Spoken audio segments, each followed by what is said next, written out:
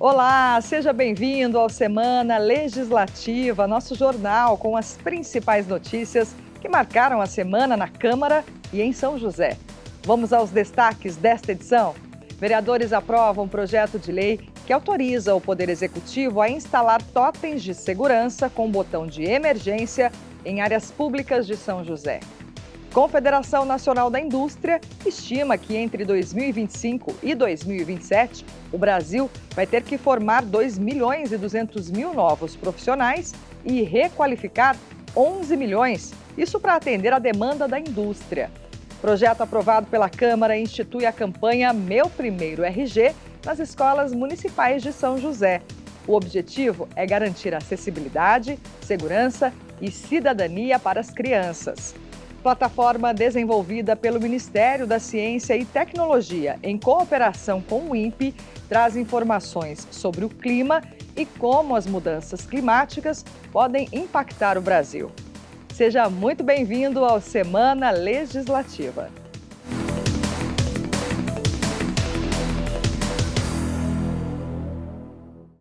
A gente começa essa edição com um balanço da sessão realizada nesta quinta-feira.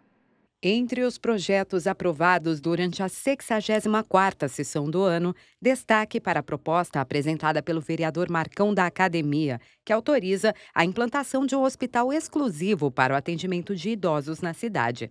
Segundo a justificativa da matéria, a unidade de saúde vai garantir mais comodidade, segurança e a possibilidade de um atendimento especializado, com profissionais capacitados para entender as necessidades das pessoas idosas. Outro projeto aprovado, este no tema da inclusão, pretende criar em São José um banco de empregos para pessoas com transtorno do espectro autista. A matéria apresentada pelo vereador Fabião Zagueiro busca dar mais autonomia e oportunidades aos autistas que muitas vezes encontram barreiras no mercado de trabalho por motivos como desinformação e preconceito. Já na cultura, os vereadores votaram favoráveis ao projeto da vereadora Juliana Fraga, que inclui no calendário de festas e comemorações da cidade o Dia do Breaking, um estilo de dança urbana que é parte da cultura hip-hop.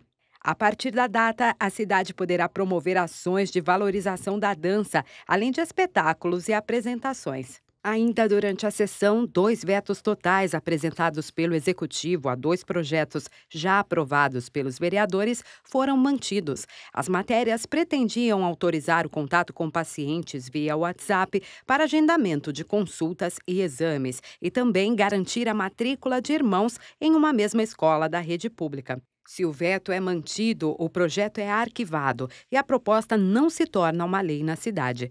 Outros projetos ainda foram aprovados em plenário. São propostas para denominação de rua e concessão de honrarias. A sessão na íntegra você confere no nosso canal do YouTube. A gente segue falando sobre a atividade parlamentar.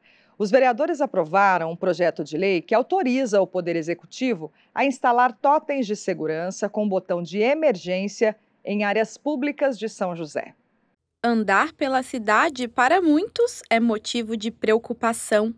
Até em locais movimentados como o calçadão, a sensação de insegurança acompanha alguns moradores. Eu mesmo já fui assaltada aqui, sabe? Para mudar essa realidade, um projeto de lei aprovado na Câmara autorizou a instalação de totens de segurança em áreas públicas da cidade. Os equipamentos serão integrados ao Centro de Segurança e Inteligência, que poderá monitorar esses locais e auxiliar na condução de ocorrências. Com a nova tecnologia, os moradores poderão entrar em contato direto com a Guarda Civil Municipal ou a Polícia Militar.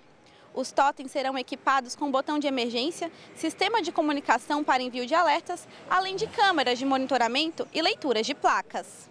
Para os moradores, a proposta aumenta a sensação de segurança nas ruas. Vai ser muito bom para a gente, pelo menos aqui no calçadão.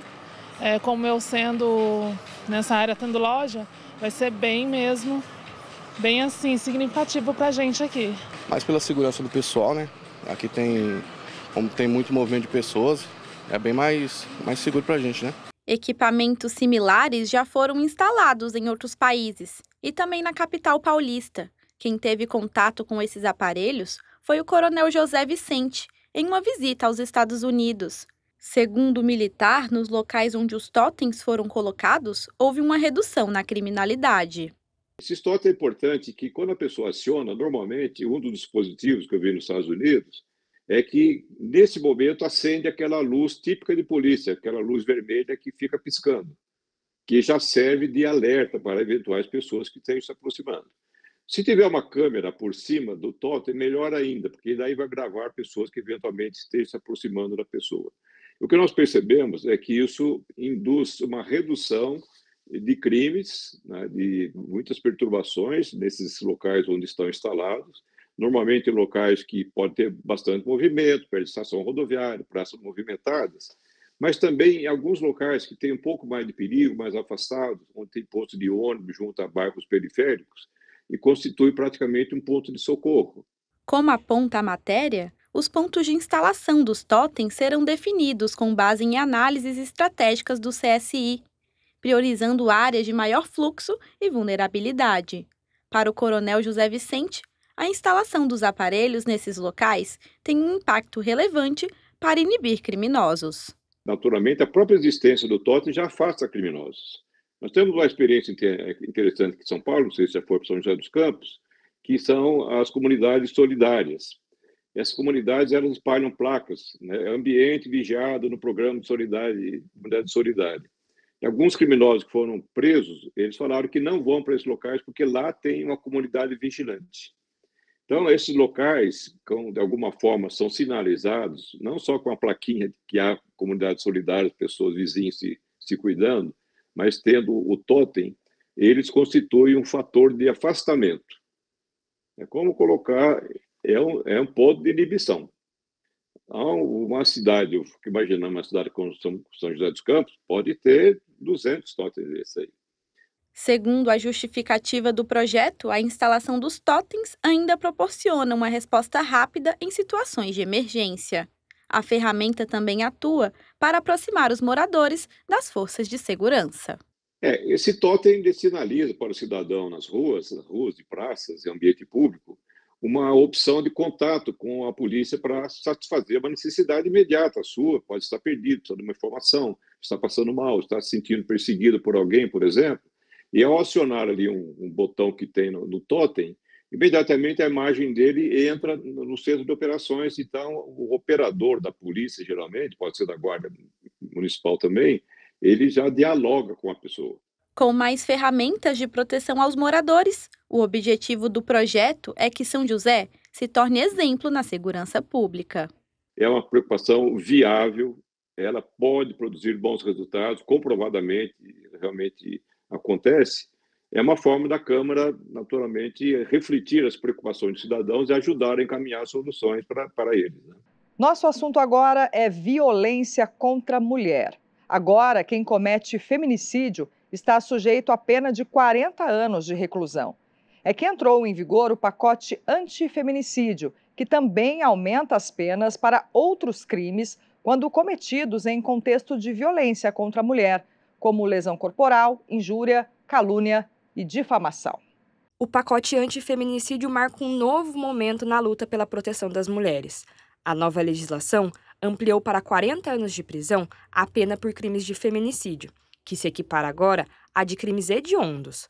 A condenação por lesão corporal também ficou mais rigorosa, podendo levar a 5 anos de detenção. Ele é uma proposta legislativa que visa tanto aumentar essas penas, como também a proteção a essa mulher. Nós temos a ameaça, que vai ter a sua pena aumentada, tem a progressão do regime, que só ocorre depois de cumprida 55% da pena. Os crimes contra a honra, calúnia, injúria e difamação também vão ter seu aumento, assim como o descumprimento da medida protetiva também vai ter o seu aumento. Com a nova proposta, as penas ainda serão aumentadas em 1/3 se o crime for cometido contra uma mulher grávida ou nos 3 meses após o parto. Isso também vale para vítimas menores de 14 anos ou idosas. Segundo dados do Anuário Brasileiro de Segurança Pública, os casos de feminicídio aumentaram nos últimos anos. Em 2023, 1.400 casos foram registrados no país. Especialistas afirmam que com informação e prevenção, esses índices podem ser reduzidos. levar orientação e informação para que a população consiga identificar de fato o que é o crime do feminicídio, mas também a violência doméstica. O feminicídio ele é o último grau ali do ciclo de violência. Muito provável que essa mulher ela já tenha passado por uma ameaça, por uma violência física, moral, né, psicológica ou algo nesse sentido para que chegue ao feminicídio. Outro caminho para a redução dos crimes contra as mulheres está no acolhimento das vítimas. O Centro Dandara, em São José dos Campos, é referência nesse trabalho. Aqui, mulheres recebem orientação jurídica e apoio psicológico para quebrar o ciclo da violência. A gente faz o acolhimento, a escuta e aí, se for o caso, o que for combinado ali com a mulher, né, a gente faz um plano com ela. E aí, se for o caso de encaminhamentos, tal, a gente faz aqui, né? Através da defensoria, também o encaminhamento para a rede de serviços. E também temos aqui na casa o atendimento psicológico e jurídico com as nossas voluntárias aqui. Para a Fabiana, uma das voluntárias do Centro Dandara, tão importante quanto tornar as leis mais rigorosas é garantir a proteção das vítimas.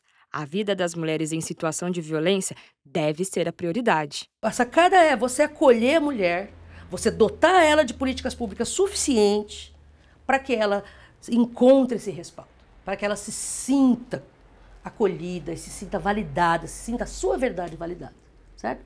Se ele vai ser preso 10, 20, 30, 40 anos, não me parece que é isso que vai ser efetivo para mudar na realidade que a gente está. Mas para que esse trabalho aconteça, uma rede de apoio é essencial. Um trabalho conjunto entre poder público, polícia, entidades sociais e sociedade. Nesse sentido, é dever de todos denunciar casos de violência contra a mulher. As denúncias são anônimas e podem ser feitas pelo 180 ou 190. O poder público e as forças policiais são essenciais, né, nessa proteção, nesse acolhimento, nessa rede de proteção dessa vítima que está sofrendo a violência doméstica. O poder público desde um trabalho de políticas públicas efetivas mesmo para essa mulher e as forças policiais no sentido de acolher essa mulher tanto nas delegacias especializadas, como também num atendimento mais humanizado. A mulher ela pode imediatamente procurar a delegacia especializada, a DDM, e realizar a denúncia, assim como ela também pode solicitar a medida protetiva. Pois é, todos precisam se unir para combater a violência contra a mulher. E olha, um levantamento feito pelos pesquisadores da USP sobre as condições de vida e saúde de pessoas idosas que vivem em instituições públicas de longa permanência no Brasil mostra que a maioria tem baixa escolaridade e uma rede de apoio limitada. O tempo, tão precioso e corrido para muita gente, aqui parece não ter tanta importância. Nessa instituição de longa permanência para idosos, o passar das horas depende da autonomia e independência de cada um dos acolhidos. São idosos que, sem esse apoio, talvez não teriam um lar. É ofertar para ele o mais próximo que pode ser uma casa, apesar do coletivo. A gente verifica quais as necessidades desse idoso e a gente vai tentando buscar trabalhar a individualidade mesmo no coletivo. Essa ILPI, que fica na zona norte da cidade, abriga idosos encaminhados pela rede pública. Aqui eles recebem cuidado, tratamento e carinho. A maior parte precisou desse apoio por questões de vulnerabilidade social e problemas familiares. São 55 moradores, a maioria homens. A gente observa que esses homens, muitos já foram casados, tiveram relacionamentos, tiveram filhos, mas se perdeu-se na juventude. Às vezes por questão de mudar de um município, de um estado para outro em procura de trabalho e depois não teve mais contato com a família. Muitos dos casos é dependência química que faz esse distanciamento, a violência também. Já nas instituições privadas, os motivos das internações costumam ser diferentes. Nesse lar particular, fundado pela Jennifer há 9 anos, os idosos têm os laços familiares preservados. Afinal, quem banca a moradia é a própria família. A mensalidade pode chegar a R$ 5.000. Cada idoso recebe o apoio de uma equipe multidisciplinar. Nós oferecemos o serviço de fisioterapia, musicoterapia e também as festas de aniversário e as festas grandes, que eu costumo dizer que é a festa junina e a festa de Natal. A nossa casa também é livre, os idosos podem sair para almoçar, para passar o final de semana, passar as festas com a família, e o horário de visita também é livre. Para avaliar a situação de idosos residentes nas instituições de longa permanência do país, um grupo de pesquisadores da USP, a Universidade de São Paulo, visitou mais de 1.200 entidades cadastradas no Sistema Único de Assistência Social. Entre os objetivos estão traçar um perfil dos idosos e apurar as condições de saúde e vida de cada um deles. Então, eles queriam que a gente visitasse as instituições e conversasse com os gestores das instituições e, por outro lado, fizéssemos uma avaliação de uma amostra das pessoas idosas residentes nessas instituições. O mais importante era nós vermos como é que eles estavam sendo tratados, se eles eram mais dependentes ou não, se eles eram doentes ou não, se eles tinham acesso a serviço de saúde, como é que eles eram cuidados. Essa era a preocupação maior. Mais de 4.000 idosos foram avaliados no estudo. A maioria se encontrava em situação de vulnerabilidade, tinha baixa escolaridade, baixa renda e não possuía uma rede de apoio. Muitos ainda apresentavam comprometimento funcional, alterações cognitivas e doenças múltiplas. Os dados também revelaram particularidades no trabalho de assistência social realizado por essas instituições, já que algumas enfrentam desafios financeiros e estruturais. O que a gente viu dessas instituições é que muitas não eram exatamente bem cuidadas. E muita gente que reside lá precisa de cuidados mais acentuados, tá? Uma outra coisa que também chamou a atenção da gente quando a gente visitou é assim: para ser uma ILPI do SUAS, cadastrada, ter o cadastro, registro oficial do SEBAS, que eles chamam, eu tenho que ter pessoas de 60 anos e mais. Quando nós chegávamos nessas instituições, eu tinha várias pessoas, muitas pessoas, com menos de 60 anos nas instituições. Isso implica no cadastro, ela acaba perdendo o cadastro, quer dizer, é uma coisa errada, né? Aí você pergunta, mas por que eu tenho gente com menos de 60 anos lá? Porque o Ministério Público manda. E quem depende do apoio dos lares de longa permanência, como o Gersino, sabe o quão importante é este trabalho. Ele veio para esta instituição por escolha própria. Hoje, com 90 anos, diz se sentir mais seguro, sabendo que pode contar com o cuidado de profissionais. Então, minha filha e meu filho lá de Ribeirão queria ter me levado para casa de repouso. Meus amigos, eu recusava, que eu cuidava, dava conta de viver bem, né? Aí eu liguei para minha filha, quer dizer que foi de livre e espontânea vontade, né? É legal pra caramba aqui. Com o envelhecimento populacional, os serviços das instituições de longa permanência devem se tornar uma prioridade da gestão pública. Um trabalho que precisa assegurar o respeito, acolhimento e a dignidade da pessoa idosa. E mais do que um lugar de cuidado, o Gersino encontrou no lar dos idosos uma família. Aquele lá é meu colega de quarto. Colega de quarto? Carioca. Carioca. Joga dominó refinado. No próximo bloco, Câmara aprova projeto de lei que institui a campanha Meu Primeiro RG nas escolas municipais. Os detalhes, depois do intervalo.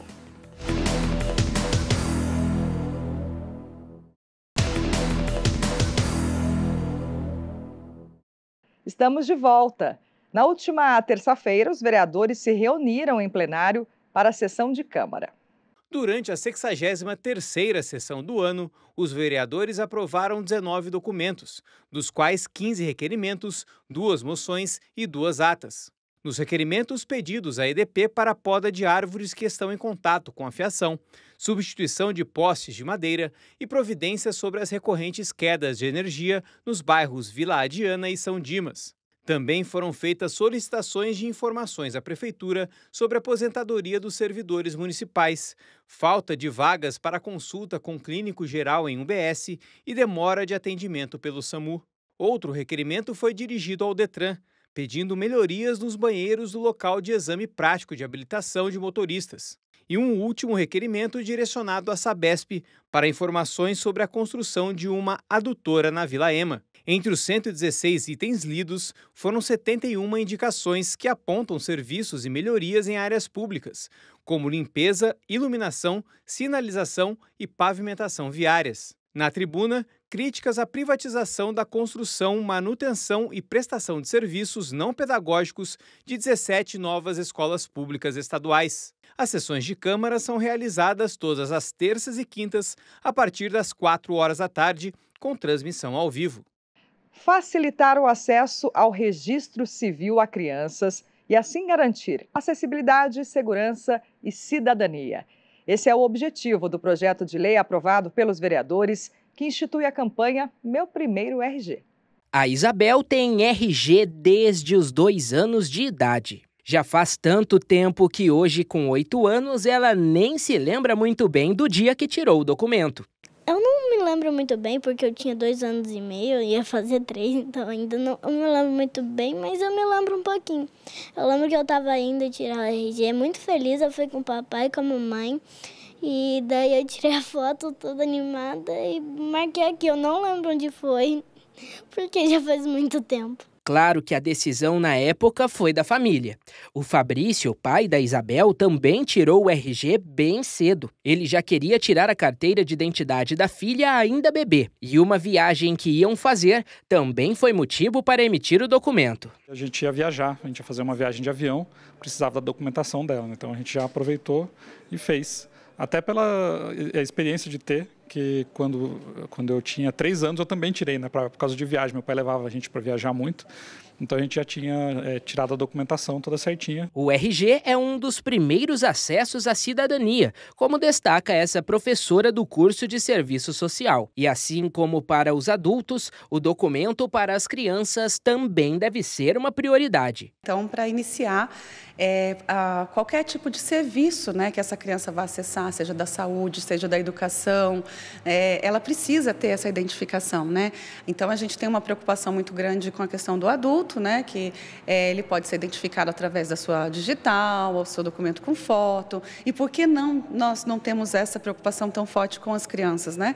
Uma vez que com elas também a gente vai conseguir fazer essa identificação. Para incentivar os responsáveis a emitirem RGs para crianças o quanto antes, um projeto de lei aprovado na Câmara vai instituir nas escolas municipais de educação fundamental e infantil a campanha Meu Primeiro RG. A matéria é de autoria da vereadora Juliana Fraga e busca facilitar o acesso ao registro civil de forma antecipada, garantindo acessibilidade, segurança e cidadania às crianças. Segundo a justificativa, a falta desse documento impede o pleno exercício da cidadania dos indivíduos. E tirar o RG o quanto antes facilita o acesso a serviços de saúde, escolas e programas sociais. Vale lembrar que, sem a identidade, a certidão de nascimento é o documento oficial de uma criança, mas o RG é mais seguro. A certidão de nascimento, ela é tolerada, né, para que uma criança acesse o SUS, por exemplo, ela é aceita, né?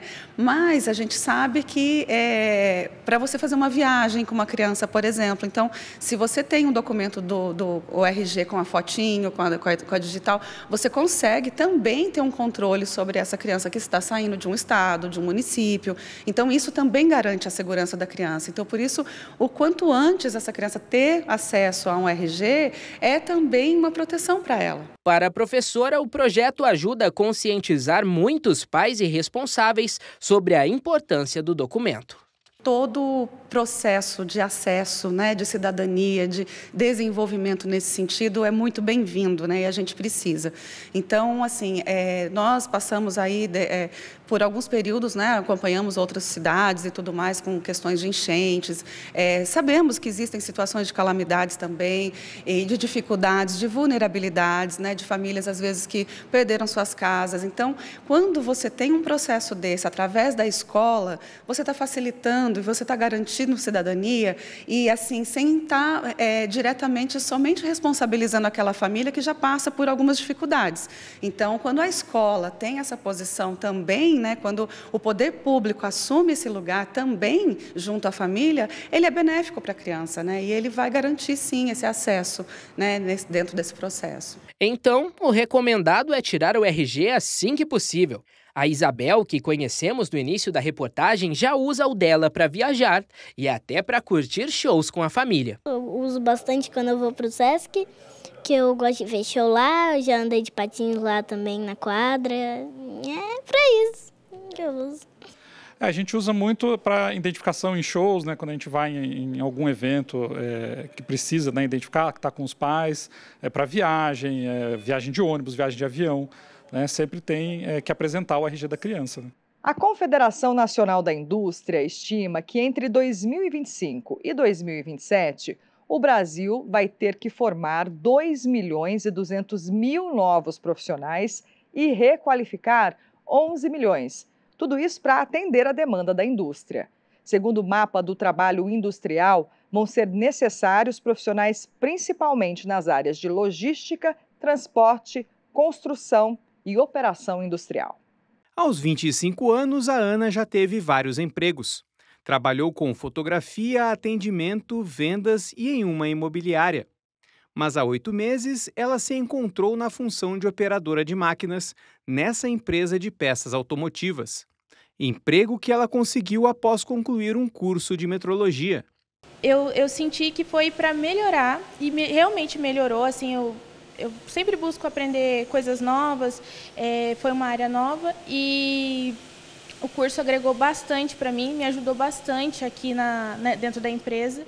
Além da Ana, outros 80 funcionários trabalham na empresa, que produz cerca de 500 mil de peças por mês. De acordo com Eduardo Piloto, diretor da companhia, a qualificação dos empregados com cursos técnicos é um diferencial no momento da contratação.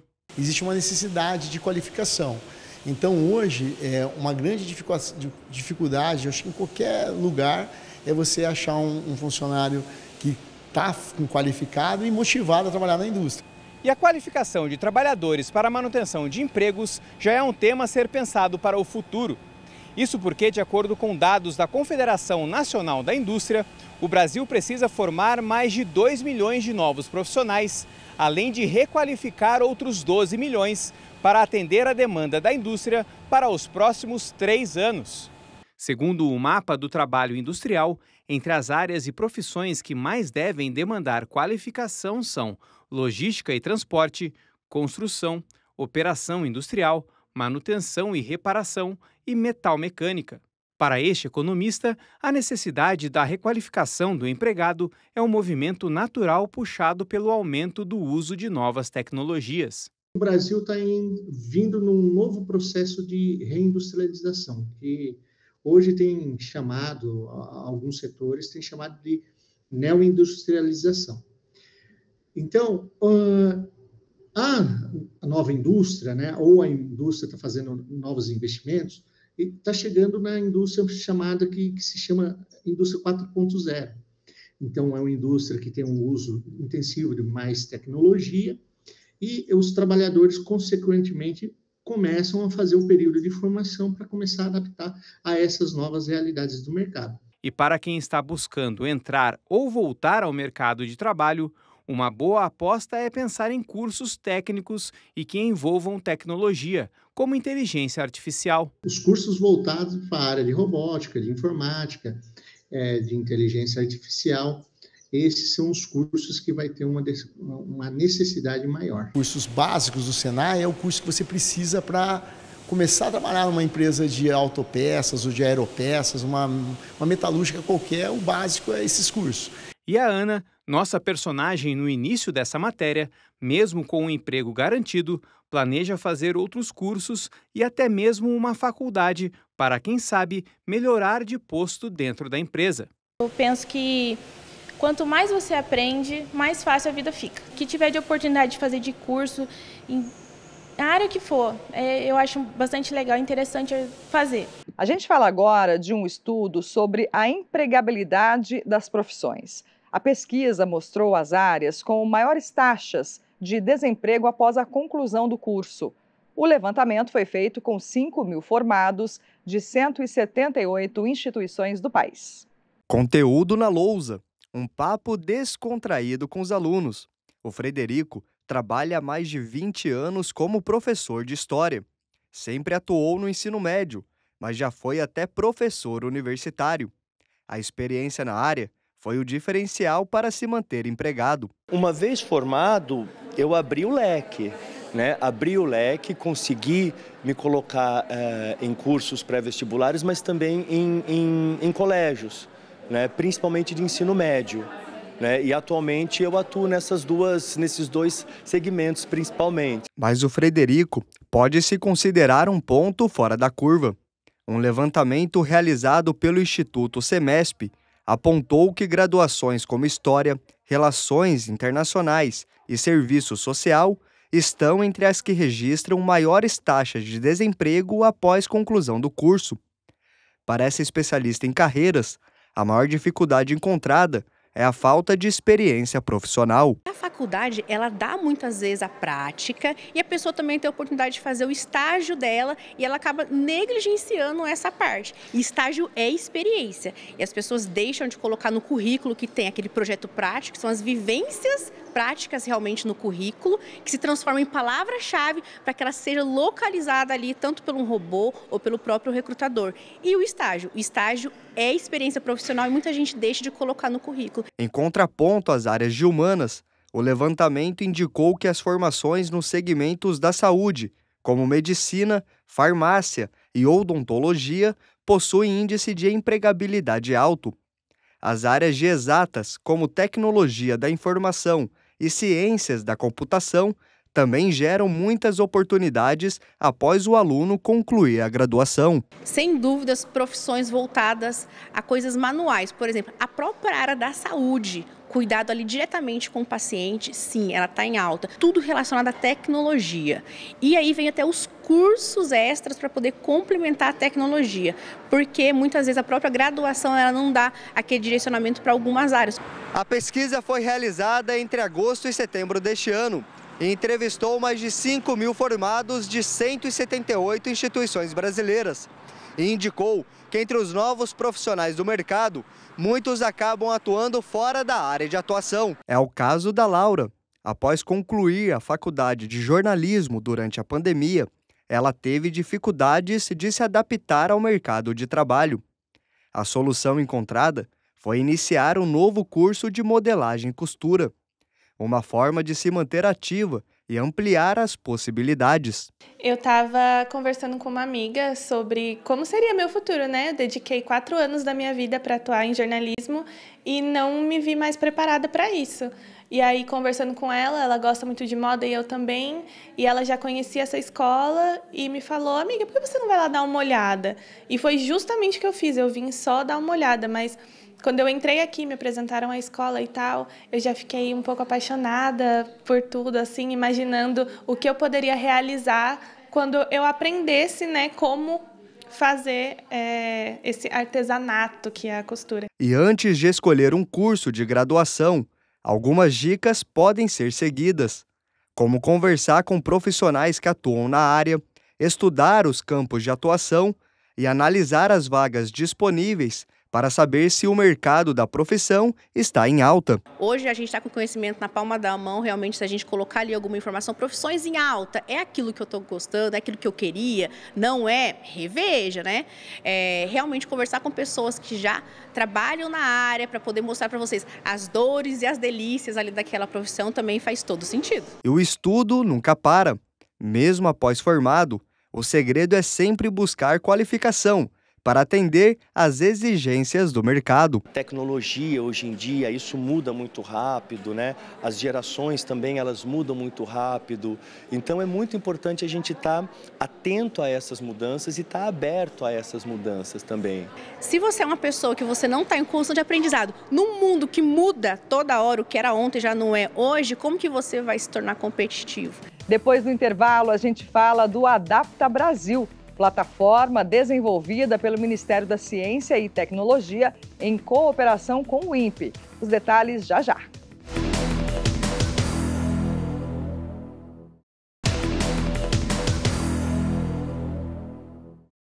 Voltamos com Semana Legislativa.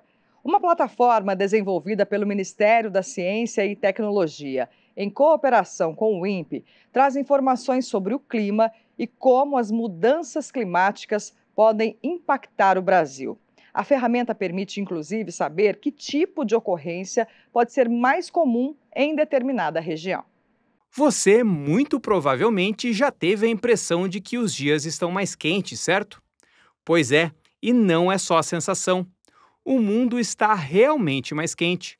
Estudos da Organização Meteorológica Mundial mostram que há 80% de chances de que a temperatura média global exceda 1,5 grau em relação aos níveis pré-industriais nos próximos 5 anos. Números que preocupam principalmente quem trabalha com o meio ambiente. A gente já está sentindo isso no dia a dia nosso, né? Nós tivemos dias muito quentes em agosto e setembro, né? que historicamente é a primavera. Isso tudo afeta toda a nossa região e toda a nossa cadeia, seja na área rural ou seja aqui na área da cidade. Além das queimadas, um dos fatores responsáveis pelo aumento da temperatura é o desmatamento. E a região do Vale do Paraíba tem sofrido com esse problema. Nós tivemos um desmatamento muito grande na região, isso é fato, né?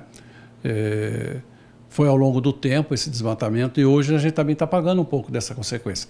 Tanto que nós, agora falando um pouco de nós do Comitê de Bacias aqui do Vale do Paraíba, nós temos financiado em torno de 5 milhões de reais para reflorestamentos na área rural. E com tantas agressões ao meio ambiente que favorecem o aquecimento global, a tecnologia pode ser uma aliada, fornecendo projeções e análises a longo prazo para gestores públicos no enfrentamento de impactos negativos causados por eventos climáticos, como chuvas e estiagens. Uma dessas ferramentas é o Adapta Brasil, plataforma desenvolvida pelo Ministério da Ciência, Tecnologia e Inovação, em parceria com a Rede Nacional de Ensino e Pesquisa e com o Instituto Nacional de Pesquisas Espaciais, o INPE. Utilizando dados de vários órgãos, como o IBGE e SUS, por exemplo, o Adapta Brasil consegue mapear os riscos climáticos em diversos setores estratégicos e fazer uma projeção dos principais perigos a longo prazo. O Adapta Brasil ele contribui para que o gestor ele possa se antecipar a tomar ações antes do evento climático acontecer. Por exemplo, numa situação de inundação em 2030 e 2050, a gente consegue prever qual vai ser esse risco para 2030 e 2050 e elencar quais são as variáveis que estão contribuindo para esse risco. Feito isso, o gestor ele consegue identificar quais são as variáveis que estão influenciando nesse risco e atuar em cima delas anteriormente à ocorrência daquela mudança climática, daquele evento climático em 2030.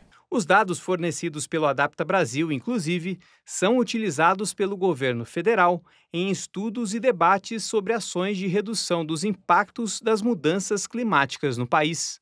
Então, o Adapta Brasil é uma dessas ferramentas que o governo federal tem desenvolvido para quando ele vai para uma reunião, por exemplo, a COP das mudanças climáticas, que a gente sempre vê na televisão acontecendo no final do ano, em novembro, o Adapta Brasil, por exemplo, é uma desses produtos, dessas ferramentas que o governo federal leva para mostrar, olha só o que o Brasil está fazendo. Tecnologias que ajudam em ações que, se tomadas agora, podem evitar problemas maiores no futuro, mesmo com a certeza de um aquecimento global iminente. Toda a equipe se esforça muito para isso, para conseguir gerar informações para que o governo possa usar, seja numa escala federal, estadual ou municipal, possa utilizar dessas informações para que a população sofra sempre o menos possível com as mudanças climáticas que estão aí, né? Hoje você já não consegue viver sem a tecnologia na área rural. Isso daí não vai fazer a nossa utilização diária dessa ferramenta, não tenha dúvida disso. Vamos falar agora de economia. A partir de novembro, começam a valer as novas regras para o financiamento imobiliário pela Caixa Econômica Federal. Entre as mudanças está a exigência de um valor maior de entrada. Mas antes de assumir um financiamento, é preciso se organizar e entender se as condições se encaixam no orçamento. Uma realização do casal Douglas e Cristiane foi a compra do imóvel próprio. A conquista veio há 8 anos, depois de muito tempo morando de aluguel. É que, na verdade, se você fizer conta, você nunca vai arriscar. Então, você tem que, primeiramente, criar coragem, fazer a mesma conta que você faz com aluguel. A diferença é que você vai separar um dinheirinho a mais. É isso que as pessoas não fazem. Elas não fazem a conta, não vê a probabilidade de sair do aluguel. Tem pessoas que nunca fizeram uma simulação. A gente fez uma simulação, entendeu que dava para a gente sair do aluguel e partiu para cima. E para quem deseja seguir o mesmo caminho do casal, o financiamento é uma opção. Afinal, comprar a casa própria ou o apartamento é o sonho de muitos brasileiros. Mas para isso acontecer, é necessário planejamento. Quanto maior a entrada, menores as prestações. Mas ainda é preciso separar uma poupança para a documentação. Sim, o cliente tem que se planejar, ele tem que pagar entre 20% a 30%, na maior parte dos financiamentos, 20% a 30% para os bancos e financiar 80% a 70% do saldo devedor. Só que você tem que lembrar também que você tem escritura, registro e TBI. Então faça essa previsão também para que não aconteça de repente você ter uma surpresa e depois você tem que montar o imóvel que você acabou de comprar, né?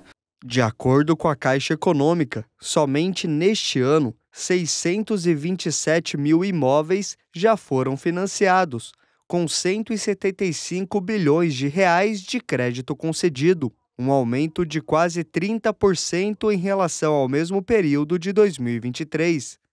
A alta representa o interesse de muitos brasileiros em investir ou sair do aluguel. Só que a busca pelo financiamento não pode gerar armadilhas. Uma dica é evitar empréstimos para conseguir a aprovação do crédito. Não, de forma nenhuma faça um empréstimo para você levantar esse sinal. Porque se você faz o empréstimo, você tem o custo de pagar esse empréstimo. Quando você for ter que fazer o financiamento depois, a tua renda está comprometida.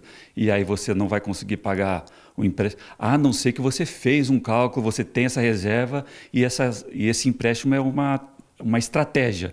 Mas se não, não faça. E atenção! A partir de novembro, a Caixa vai mudar as regras do financiamento. Agora, a porcentagem do valor de entrada deverá ser maior e o limite de financiamento foi reduzido.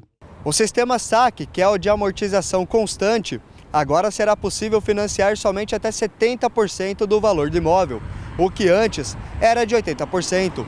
Além disso, o sistema Price, que permite parcelas fixas ao longo do financiamento, também terá o valor reduzido. Antes, era possível financiar até 70% do valor do imóvel, mas agora, com a nova regra, será possível financiar somente até 50%. Na prática, significa que um imóvel de R$800 mil pelo sistema SAC, a Caixa irá financiar somente R$560 mil, sendo os R$240 mil a cargo do comprador. Já no sistema Price, os valores que precisam dar de entrada será de R$400 mil. Nestes casos, uma solução para fugir dos altos valores pode ser comprar uma casa direto na planta. Quando o cliente chega com a gente para conversar com a gente viu que a renda dele não é possível dele comprar, a gente até orienta, compra na planta, porque na planta você tem um prazo para você pagar esses 30%. E aí você pode comprar. Não tem essa condição de comprar, não tem condição de levantar esses 30%, aluga, toca por 1 ano, 2 anos esse aluguel e depois você compra com tranquilidade, com o dinheiro já em caixa e você vai fazer o seu financiamento com mais tranquilidade. Mas, independente entre alugar ou comprar um imóvel, é fundamental buscar as condições de mercado, estudar as possibilidades e só depois realizar o investimento a longo prazo. A gente adquiriu o imóvel sem medo, porque afinal você não tem medo de fazer um contrato de locação de 2 anos. E por que ter medo de comprar um imóvel? Imóvel é investimento, é o dinheiro que você vai investir ali, você vai estar sempre satisfeito. O aluguel, para nós, não foi. Foi assim, uma decepção. Você colocava o dinheiro ali, 8 casas, mas não tinha retorno. Então a gente realizou esse sonho, trabalhou demais até de noite com criança pequena e conseguimos aí quitar o imóvel. Foi muito bom. Melhor opção, né? Melhor opção. Faria de novo, vale a pena. Eu não sei se você sabe, mas essa semana, no dia 27 de outubro, comemoramos o Dia Nacional do Livro. A data faz referência à fundação da Biblioteca Nacional do Brasil, que foi instalada no Rio de Janeiro após Portugal transferir em 29 de outubro de 1810 a Real Biblioteca Portuguesa para a então colônia. Interessante, né? E a gente aproveita essa data para falar desse instrumento que nos acompanha há tanto tempo e é fonte de informação, conhecimento e diversão.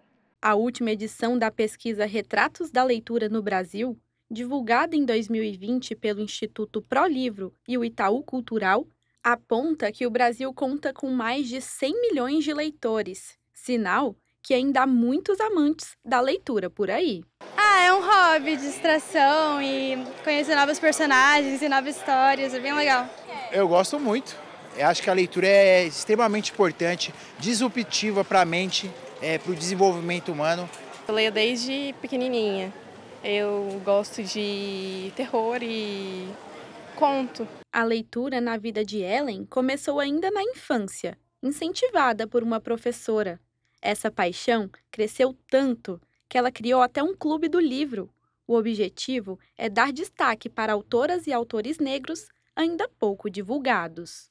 Eu sempre gostei muito da forma como os clubes trabalham, essa dinâmica de você ler, discutir um livro e trazer experiências da sua vida pessoal. E eu tive esse desejo de fazer a mesma coisa, mas focando em um gênero, não um gênero, mas em um público específico, que seriam os autores e autoras negros, tanto nacionais quanto internacionais, porque eu acho que era uma forma de a gente discutir as questões da população negra por um outro viés, pelo viés da cultura, e poder chamar atenção para algumas questões importantes, como a questão do preconceito, a questão da discriminação, do racismo propriamente dito. No dia 29 de outubro é comemorado o Dia Nacional do Livro. A data homenageia a fundação da Biblioteca Nacional do Brasil, instituída em 29 de outubro de 1810. Foi nessa época que o Brasil recebeu o primeiro acervo literário, com transferência da Biblioteca Real Portuguesa para cá. Aqui na Biblioteca Pública Cassiano Ricardo, a maior de São José dos Campos, são disponíveis 30 mil livros dos mais diversos gêneros. São 30 mil histórias diferentes, oferecidas gratuitamente para a população. O hábito de vir à biblioteca pegar um livro emprestado ainda resiste, mesmo na era da tecnologia. Mas essa mesma tecnologia ajuda no incentivo à leitura. É a partir dela que a Ellen realiza os encontros do clube literário. Até pessoas de outros estados podem participar. Com certeza a tecnologia ela tem nos apoiado muito para que o clube não acabe, porque a gente tem a possibilidade de conversar com pessoas de vários lugares do Brasil. Então, tem gente de Fortaleza, tem gente do Rio de Janeiro, tem gente do Sul. Então, isso possibilita que a gente se conecte com mais pessoas e que as distâncias elas se tornem pequenas diante da facilidade que a internet trouxe para a gente hoje. Segundo esta psicóloga, os grupos de livros são uma prova de que a leitura pode ser um canal importante de socialização. Mas o hábito de ler traz outra série de benefícios, como incentivo à criatividade, relaxamento, ampliação do conhecimento e melhora do vocabulário. O nosso cognitivo, ele vai favorecer muitos recursos que a gente precisa, inclusive, na nossa convivência social. Então, por exemplo, o aumento da linguagem, né? O aumento desse repertório linguístico, o aumento da interpretação e comunicação, né? Daquilo que às vezes a gente conversa, você conseguindo ler, conseguindo viajar ali por diversos universos, né? Conseguir entender ali personagens diferentes, então vai facilitar muito a sua empatia com outras pessoas, né?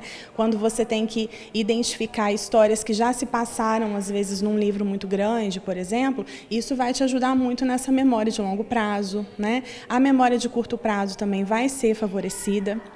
porque você precisa guardar, né, essas informações para entender o contexto da história, né? A questão do sensorial, né, de você manusear o livro, de você ver que está acabando. Então, essa percepção de começo, meio e fim vai trazer uma satisfação, né? São diversos benefícios, inclusive de prevenção mental, né, em relação a doenças neurodegenerativas, né, que a gente consegue amenizar ou muitas vezes até impedir com o hábito da leitura ali de uma maneira mais contínua. A autora Jhumpa Lahiri escreveu: "É para isso que servem os livros, para viajar sem sair do lugar. E a leitura nos permite sonhar. Foram os livros que despertaram em Ellen o sonho de se tornar autora, e em breve ela deve publicar o primeiro livro." Eu venho escrevendo algumas coisas, pretendo publicar em breve. E tem uma frase que é da primeira mulher negra ganhadora do Nobel, Toni Morrison, que ela disse que quando existe uma coisa que a gente quer ler, um tema, alguma coisa que a gente quer ler, e ainda não existe, não foi escrito, é para a gente escrever. Então é isso que eu estou fazendo. O Semana Legislativa fica por aqui. Muito obrigada pela companhia. Um ótimo fim de semana para você. Tchau, tchau.